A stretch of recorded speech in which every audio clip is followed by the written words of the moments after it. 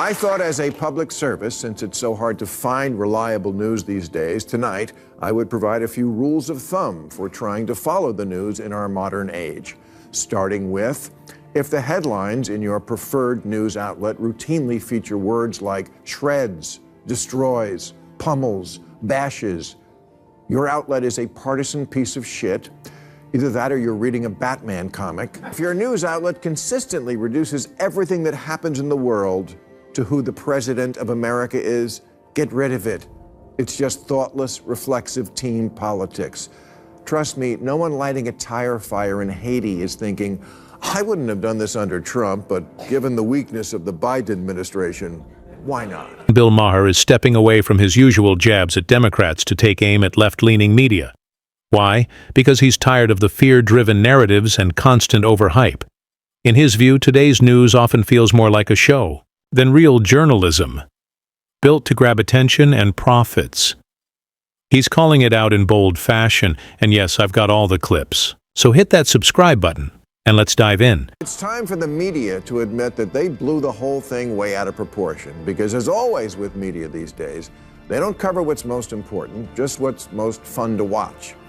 There are 15.2 million college students in the U.S., and 2,300 have been arrested. That's 1/67th of 1%, and half of the ones in New York weren't even students.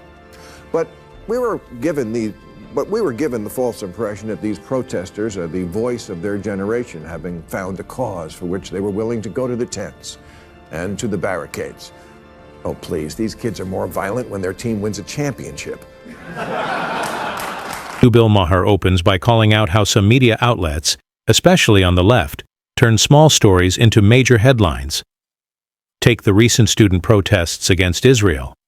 Maher criticized networks like CNN for pushing a narrative that made it seem like every college student was involved, when in reality, it represented less than 1% of the university population. His point? The media isn't just exaggerating, it's often shaping reality to fit a narrative. By spotlighting fringe movements, they create a false sense of national consensus. Maher's message is clear. It's time to return to honest reporting, not hype, outrage, or division.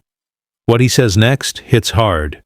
Watch.net. Harvard Youth Poll proved it. They asked people 18 to 29 what issues mattered most to them, and out of 16 choices, Palestine came in 15. The vast majority just want to do what they went to college for in the first place, to experiment with being a lesbian.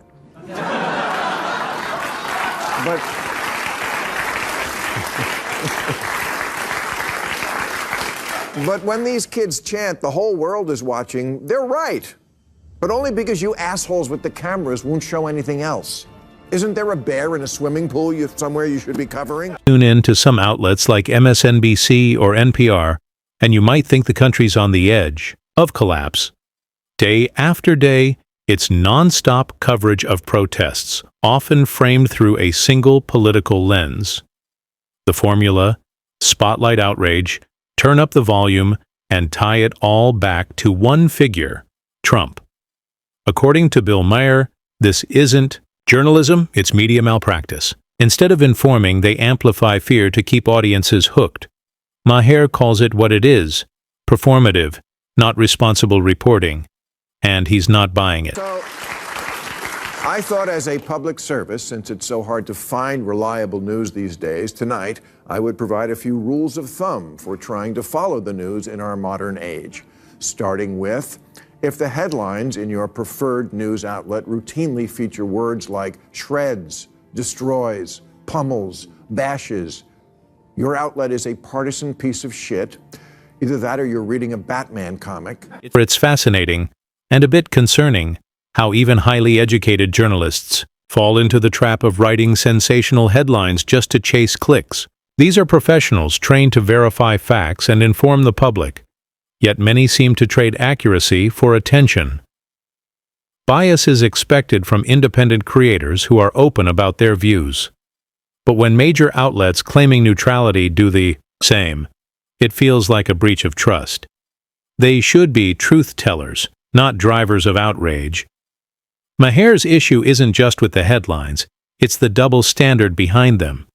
When objectivity takes a backseat to engagement, Journalism turns into performance, and that's exactly what he's calling out. Your news outlet consistently reduces everything that happens in the world to who the president of America is. Get rid of it. It's just thoughtless, reflexive team politics. Trust me, no one lighting a tire fire in Haiti is thinking, I wouldn't have done this under Trump, but given the weakness of the Biden administration, why not? Maher hit the mark with this one. Leading up to the 2024 election, networks like MSNBC and CNN focused almost entirely on Trump. Day after day, wall-to-wall coverage. Every scandal, speech, and post was endlessly analyzed. At times, it felt like they forgot Kamala Harris was even on the ticket. Her message and plans were completely overshadowed. Ironically, this constant focus only boosted Trump's visibility. In trying to take him down, the media may have actually helped him stage a comeback and win. In the end, they may have worked against their own goals. Every problem in the world isn't caused by the president. When that train derailed in East Palestine, it wasn't because Trump deregulated the brakes, and the container ship didn't hit the bridge because of Biden's woke DEI agenda. These aren't news stories. They're storylines pumped into your bubble. Even now, some left-leaning media outlets still tie nearly everything back to Trump, from the economy to recent ICE protests. While he did set strict immigration policies, he's not the one directing operations or issuing on-the-ground orders.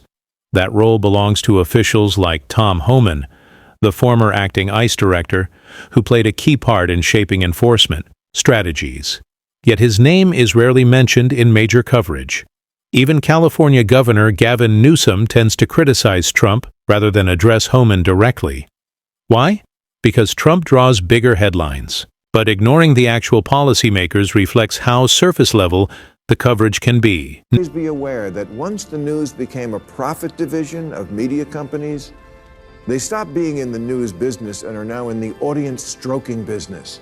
The goal is no longer to inform opinions, it's to reinforce them. Walter Cronkite used to say, that's the way it is. Now it's, that's our story and we're sticking to it. And beyond chasing profits, many left-leaning media outlets also appear driven by ideology, often promoting their worldview rather than offering balanced reporting. Take MSNBC, for example. Conservative viewpoints are rarely heard, making it feel more like an echo chamber. CNN, to its credit, sometimes brings in opposing voices, but even then, the panels often lean heavily to one side. The result? Viewers rarely get real, constructive debate. Instead, they see a filtered version of events that reinforces existing views. That's not journalism. It's message control. And in a democracy, that approach does more harm than good. NPR, where they stop bashing the rich long enough only to beg for money. Jamaica is a paradise and Nebraska is a no-go zone.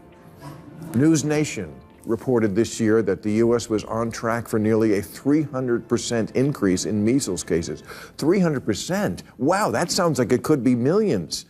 It was 35, because they just want to manipulate you into clicking. Look, I have 10 fingers. You want to see me suddenly have 80% less? This is exactly why so many respect Bill Maher. He doesn't hold back when it comes to calling out media outlets that rely on sensationalism for clicks. While others speak, in general terms, Maher gets specific, naming CNN, MSNBC, and the New York Times for pushing biased, agenda-driven narratives. That kind of honesty is rare in mainstream media, and it's what makes him stand out. As more viewers turn away from legacy networks, they're embracing long-form platforms like Joe Rogan's and Theo Von's podcasts, places where real, open conversations still happen.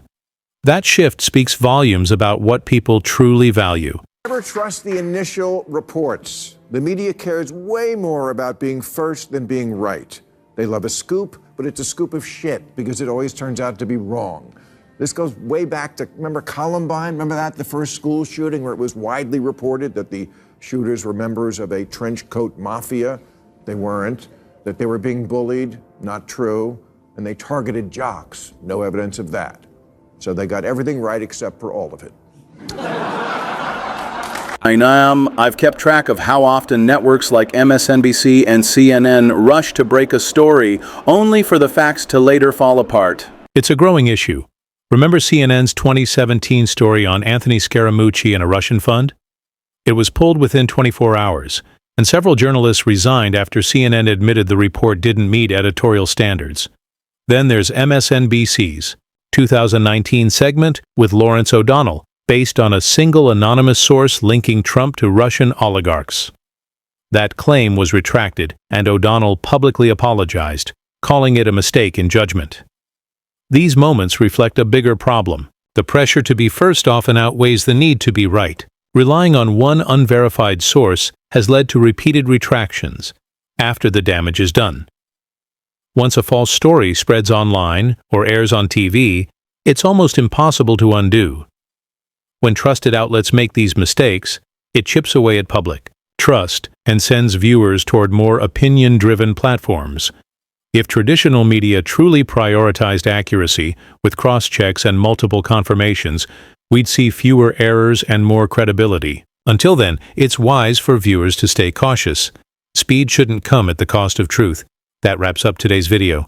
If you found it helpful, hit like and subscribe for more content like this.